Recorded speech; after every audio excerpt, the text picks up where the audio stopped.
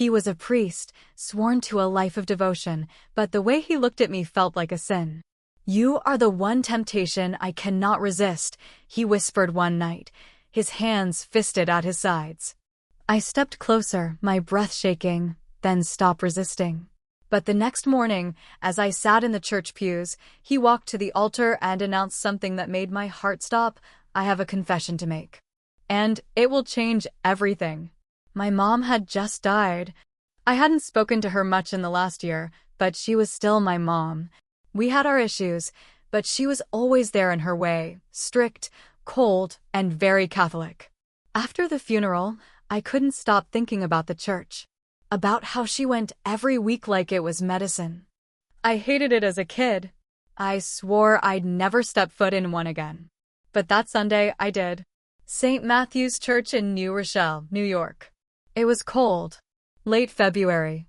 The kind of morning where you breathe fog and the wind slaps you hard. I pulled into the half-empty parking lot and almost turned around twice. But I didn't. I walked in right after the service started. It smelled like old wood and wax and something bitter. I sat in the back, hoping not to be seen. That's when I saw him. The priest. Father Daniel. He wasn't old. Not even close. Probably mid-30s, maybe younger. Clean cut. Sharp jawline. His voice was deep, calm. And when he looked around the church, he didn't scan the crowd like most preachers do. He watched people. Really watched. Like he was learning you while he spoke about grace. He looked at me. Held my gaze for a second longer than he should have. And that was it. I kept going back after that. Every Sunday, sometimes on Wednesdays too. I didn't care about the sermons. I barely listened. I just watched him. I sat in the same pew. I made sure he saw me. He always did. It wasn't like I planned anything. But I could tell something was building. There was this tension in the way he avoided looking at me too much, like he was trying too hard. And one night, I stayed after Mass. I waited until everyone had left and walked up to him while he was blowing out candles near the altar. "Father," I said, my voice steady even though my heart was jumping, "can I talk to you privately?"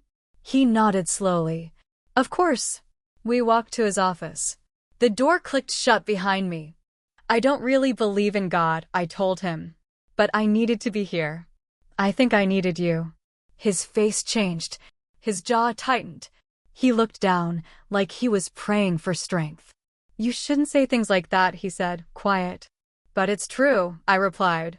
"And I think you feel it too." He stared at me for a long time.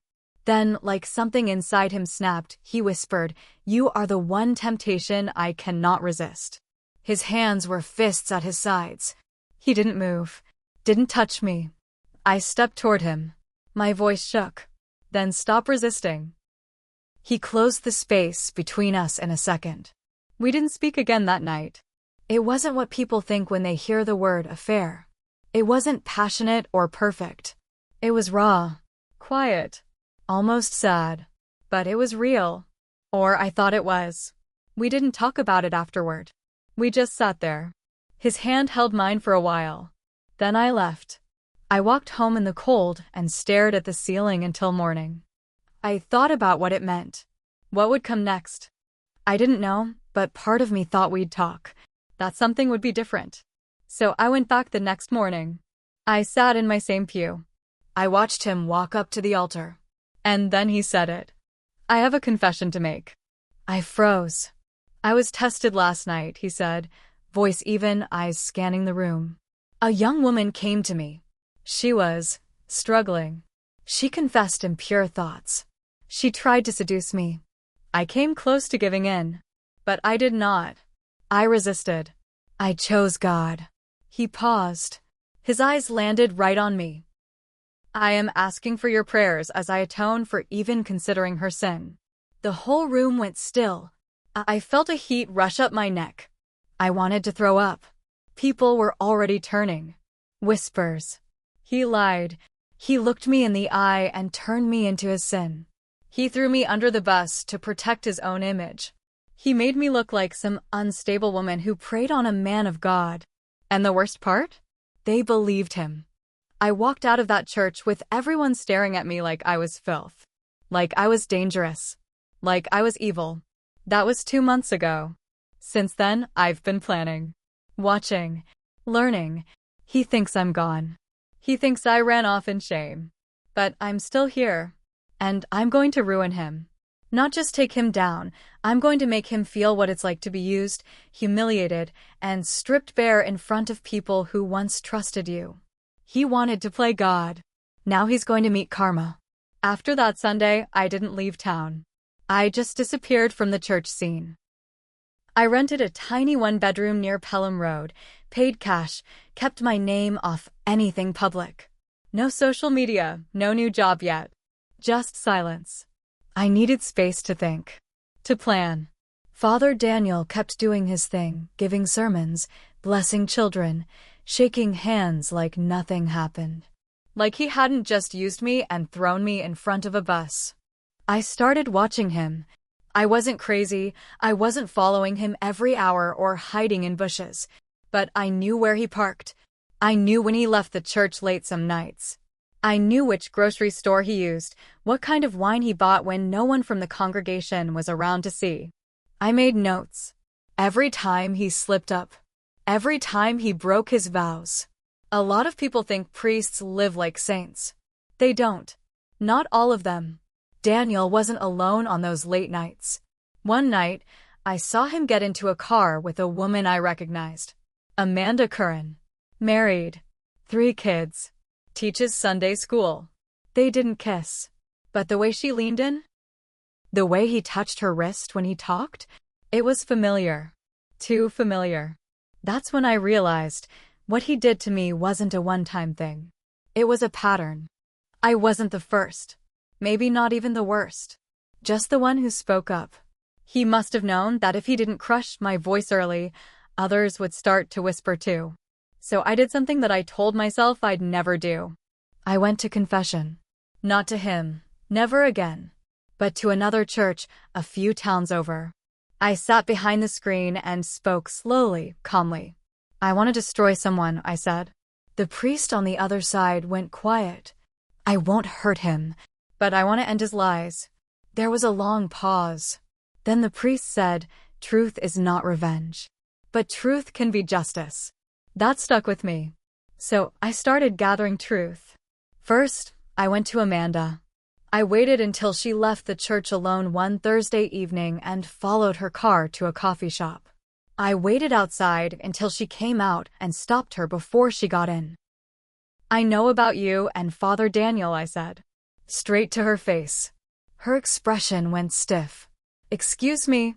I saw you too. The way you looked at each other. The way he touched you. Her mouth opened like she was about to deny it, but then she closed it again. She was shaking. Who are you? She asked, voice low. Someone he burned. I didn't tell her my story. Not all of it. But I told her enough. She didn't run. She didn't scream. She didn't deny. She just whispered, you too. That's when I knew I wasn't alone. And he wasn't just a man who fell once. He was a liar. A manipulator. A repeat offender hiding behind robes and rituals. We started meeting in private. Me and Amanda. Then another woman. Then another. 4 of us. 4 women who had each been told we were the only one. That we were special. That we were the sin.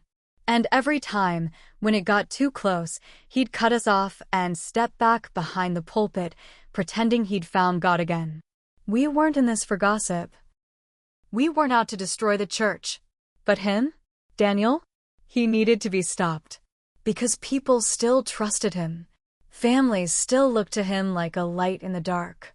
And he was using that light to lure women in and ruin them when they got too close. So we came up with a plan. A slow plan. A careful one. We didn't scream. We didn't threaten. We documented. Phone calls. Messages. One woman had a voicemail where he told her, I can't stop thinking about you during communion. Another had photos. One had a journal. I had the memory. The timing. The pattern. We weren't going to take this to the police, not yet. We wanted it to hit where it hurt more. The church. Because if there's one thing the church hates more than sin, it's a scandal. And we were about to give them a storm. We spent weeks collecting what we needed. Amanda used her role in the church to access files, harmless stuff, at first. Just service schedules, emails, committee notes. But tucked inside one folder, she found something bigger. A complaint. Filed 2 years ago. From a girl named Brielle, 19 at the time. Said Father Daniel had offered her spiritual guidance late at night, multiple times. She didn't accuse him of anything physical, just said he made her uncomfortable, touched her hand too long, stared too hard. The church labeled it inconclusive, closed the file, buried it, but Amanda scanned it, sent it to all of us. That was the moment things shifted. It wasn't just about us anymore. It wasn't just about heartbreak or betrayal. This was a pattern. This was grooming. And the church knew. They'd protected him once. I could only imagine how many others they'd silenced. I tracked Brielle down. She'd moved out of state, but I found her online. Messaged her through a private account. She didn't respond for a week. Then she sent a message. I've been waiting for someone to say his name out loud again. She agreed to help. Now we had 5 voices. We could have gone public right then, but I wasn't ready. I wanted to watch him squirm first. I wanted him to feel the ground shift under his feet before it gave out. So we sent the church an anonymous email. Just one sentence.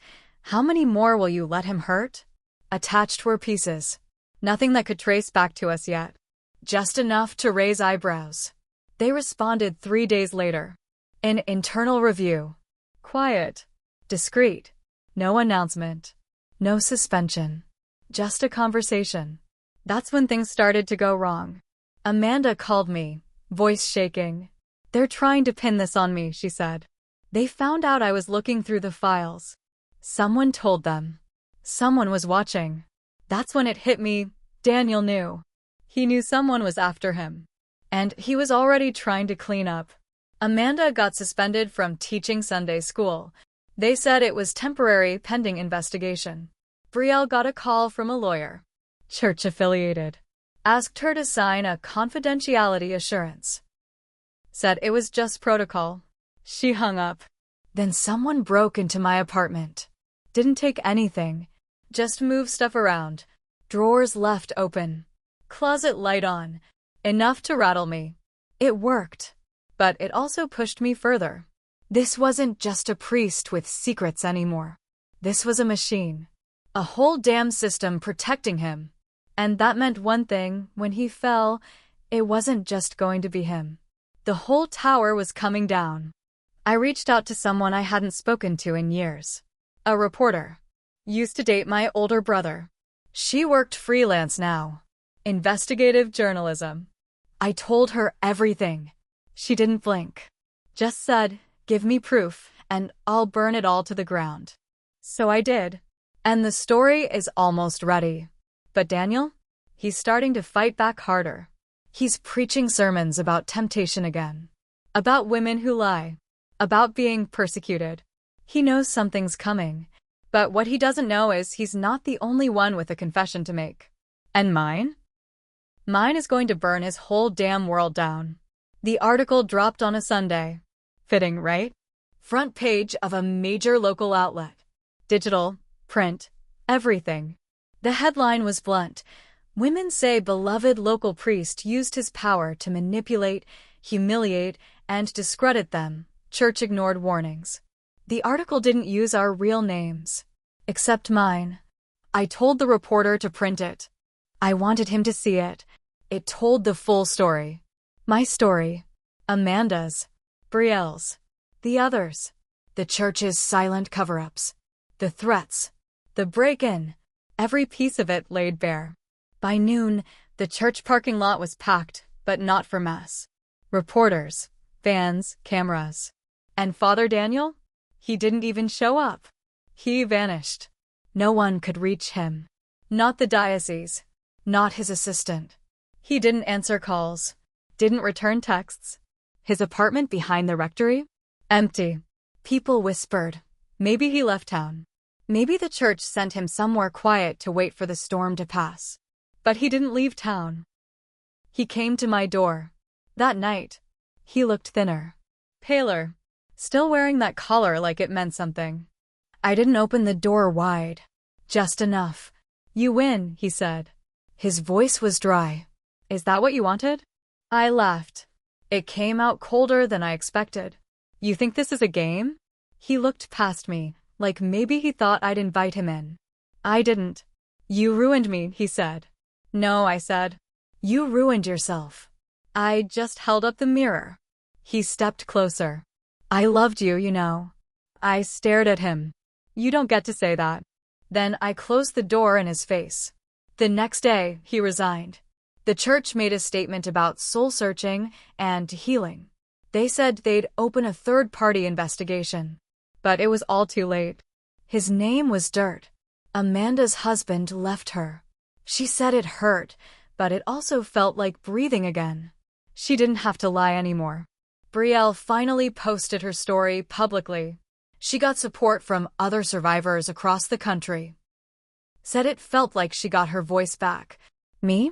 I got job offers from advocacy groups, nonprofits, legal firms.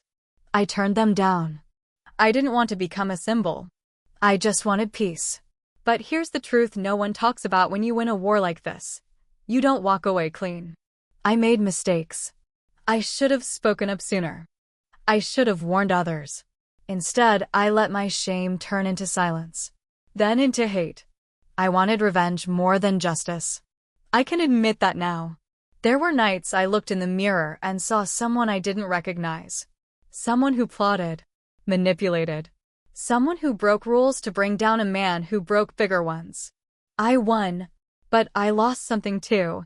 Maybe innocence. Maybe hope. But I can sleep now. He can't. And maybe that's enough. Maybe that's what justice really looks like when everyone who played a part, even the ones who were hurt, have to live with what they did. Because revenge isn't clean. It never is. But truth? Truth stays. And now his truth is written in ink for the whole world to read.